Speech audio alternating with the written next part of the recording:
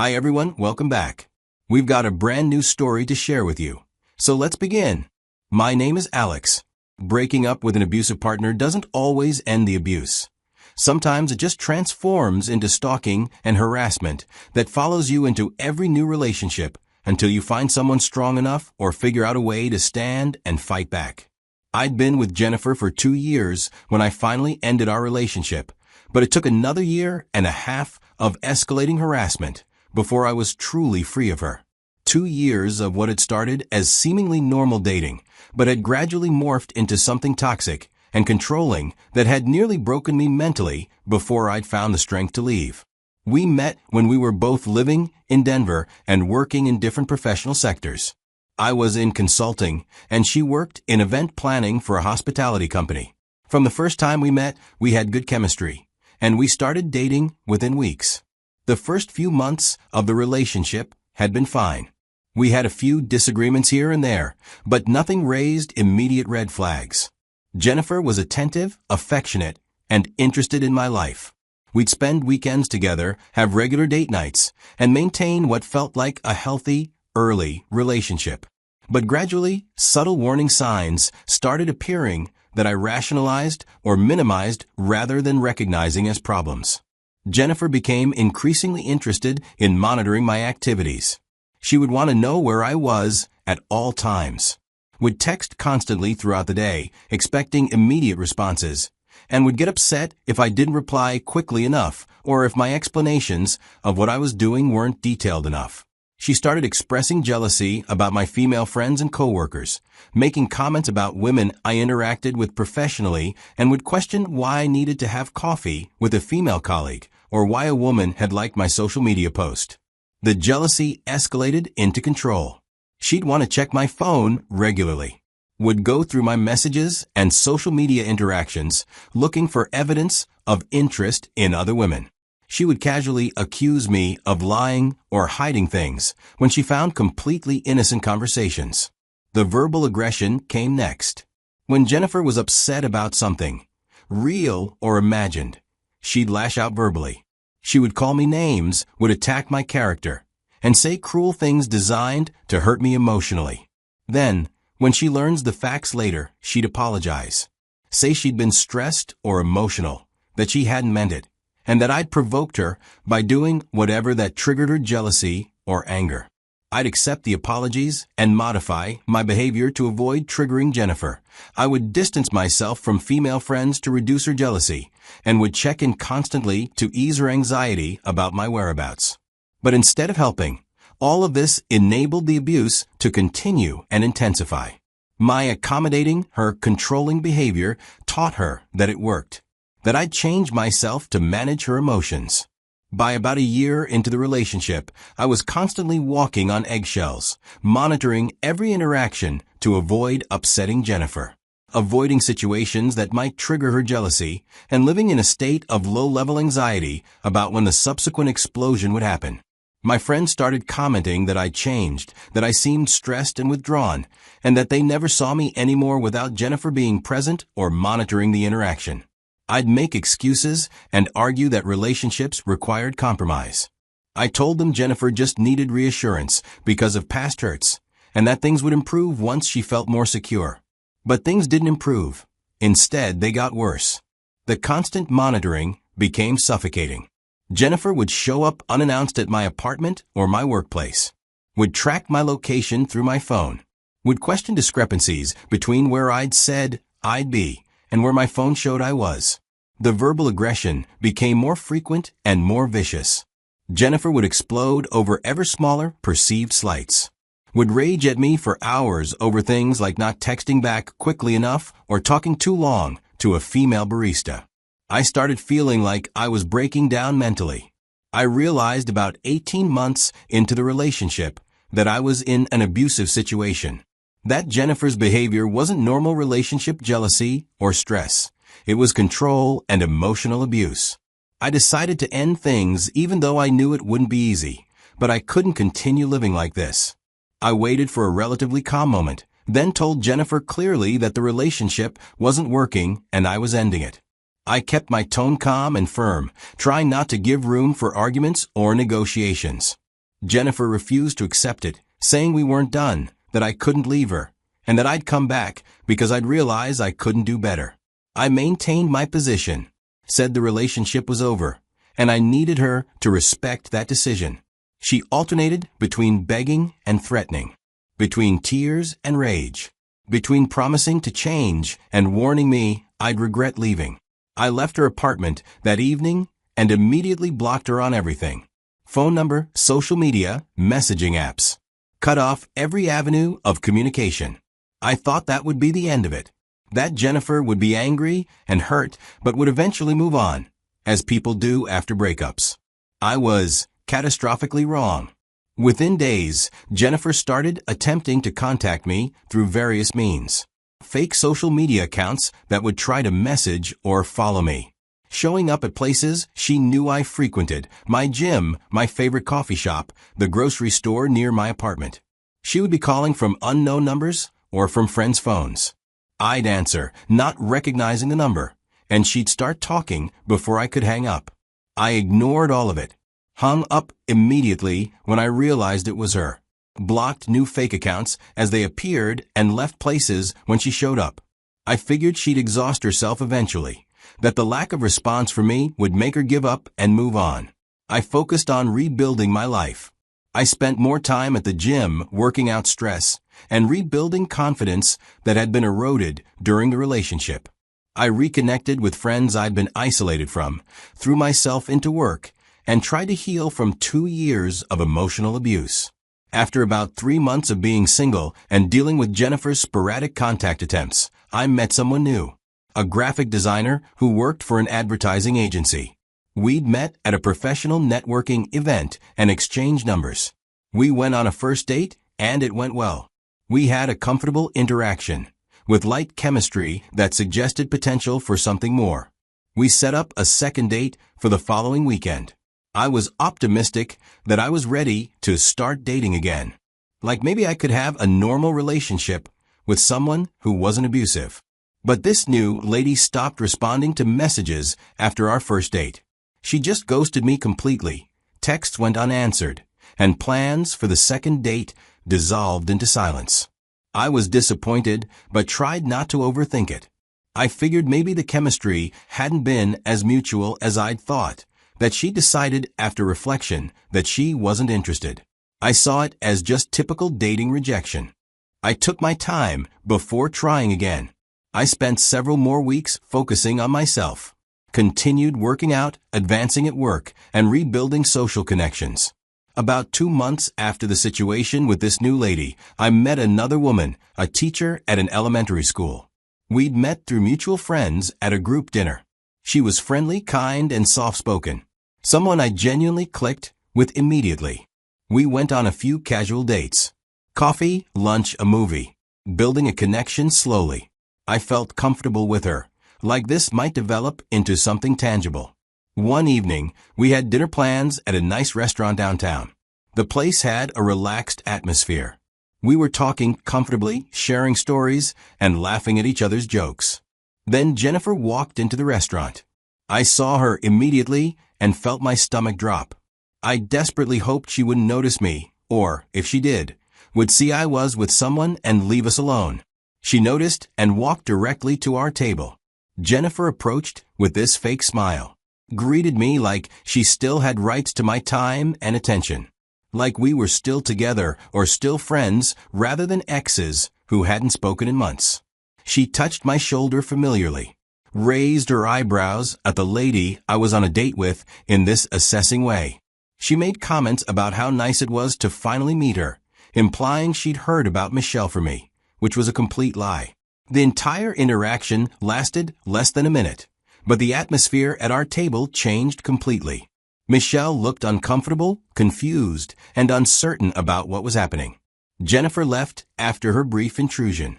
Michelle and I tried to continue our date, but the ease was gone. She asked who that was. I explained it was my ex, tried to downplay it as a coincidental encounter. But the damage was done. Over the following days, this second lady's communication changed. Her messages got shorter and less frequent. She started avoiding calls. canceled our next planned date with a vague excuse about being busy. After several days of this, I asked directly if something was wrong, whether Jennifer's appearance at the restaurant had bothered her. She finally admitted that Jennifer had contacted her privately and had sent threatening messages. She added that Jennifer had shared details about her life that she shouldn't have had access to and had warned her to stay away from me. This second lady said she was terrified, that she wanted nothing to do with this situation, and she couldn't date someone whose ex was this unstable and threatening. I apologized, tried to explain that Jennifer was my problem to handle, not hers, that I'd deal with my ex, and she didn't need to be involved. But this lady had already decided she was done and wasn't interested in being part of whatever drama Jennifer was creating. That's when realization hit me fully. This was why the first lady had ghosted after our first date. Jennifer must have found out somehow and had threatened or scared her away before our second date. I saw the pattern forming. Jennifer wasn't just harassing me. She was actively sabotaging any attempt I made to date other people. She was threatening women I showed interest in and was ensuring I stayed single because if she couldn't have me, nobody could. My stomach dropped. My ex wasn't just struggling to let go. She was actively stalking me and the women I dated. I decided to confront Jennifer directly, to try to end this madness before it escalates further. I found her at her apartment one evening, told her calmly but firmly that she needed to stop, that we were over, that I was moving on, that she needed to do the same. Jennifer's response was cold and matter-of-fact. Told me I was hers, that no other girl would have me, that she'd make sure of that. She said it without emotion, as if stating a simple fact rather than issuing a threat. I realized then that reasoning with her was pointless, that she'd moved past hurt feelings into something obsessive and dangerous. I went to the police station the next day, filed a report about the harassment and stalking, explained the pattern, the fake accounts, the showing up at places I frequented, the threats to women I dated. The officers I spoke with didn't take it seriously. They said there hadn't been any physical attack, that this sounded like jealousy rather than real danger, and I should just block her and move on. They filed a report because I insisted, but made clear they weren't going to take any concrete action. No restraining order. No investigation. Just a piece of paper documenting that I'd complained. I left the police station feeling helpless and frustrated.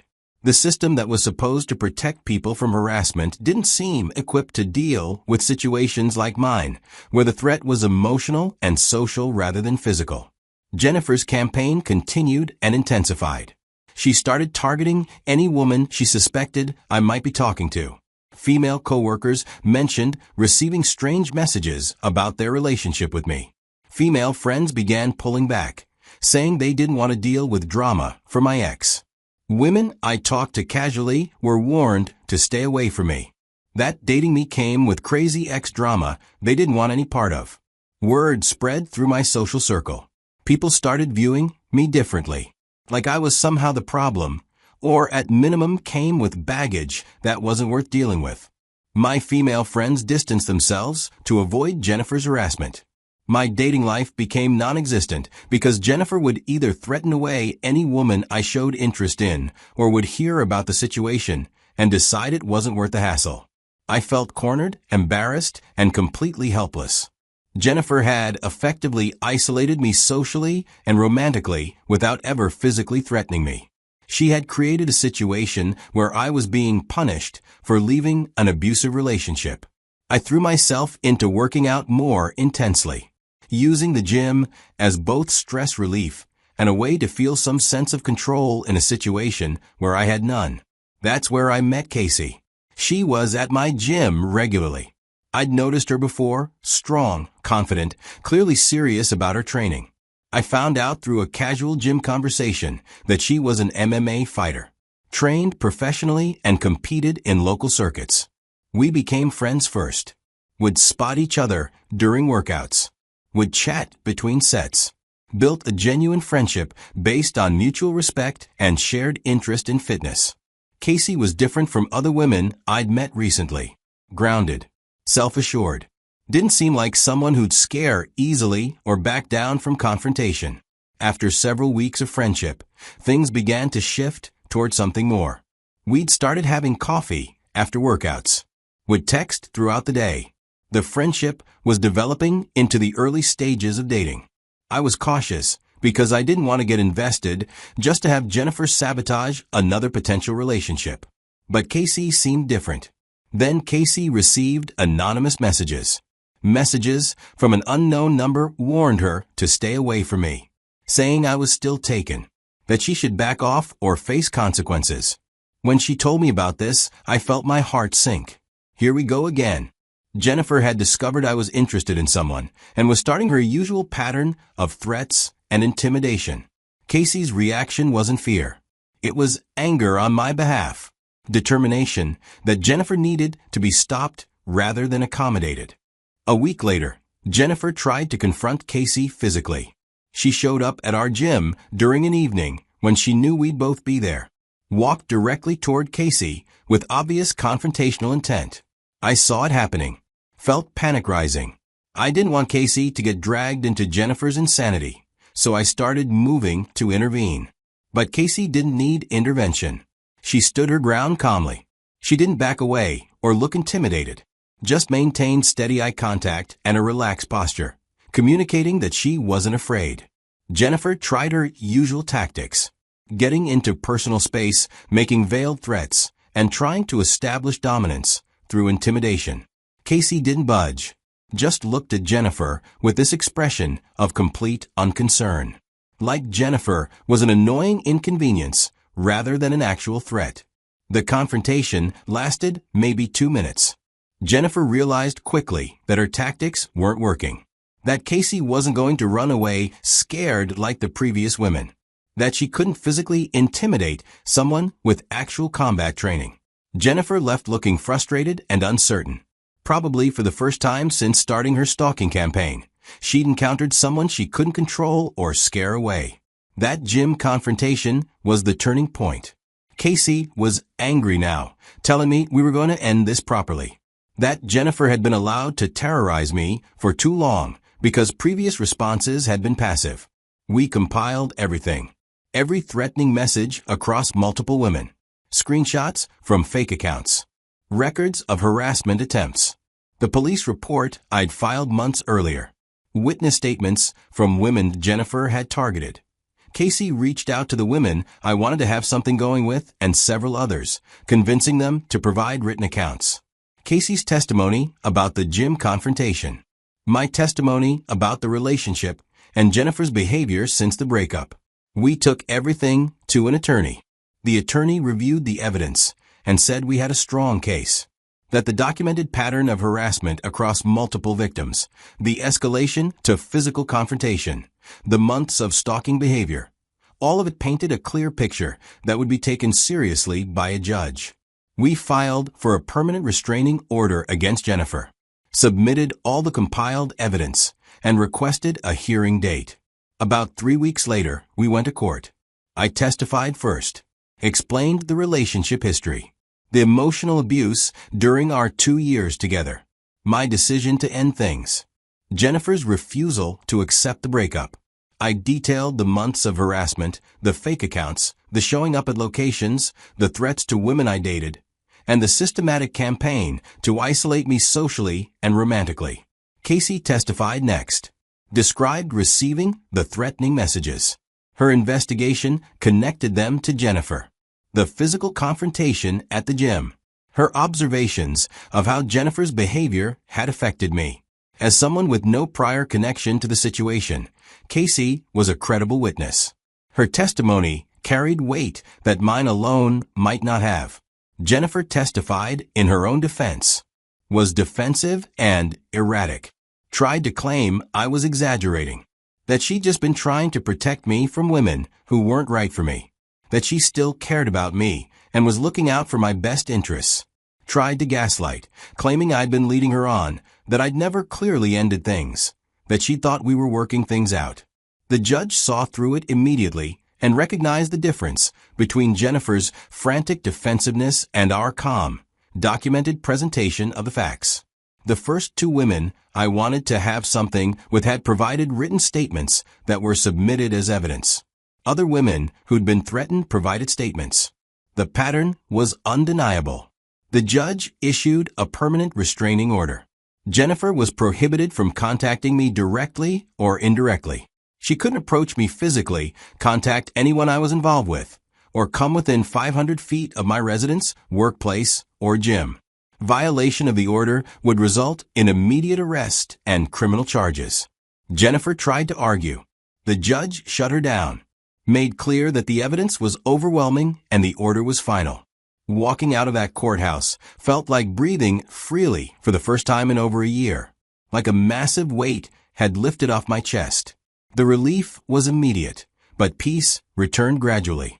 Jennifer obeyed the restraining order, probably because she finally understood there would be real consequences if she didn't.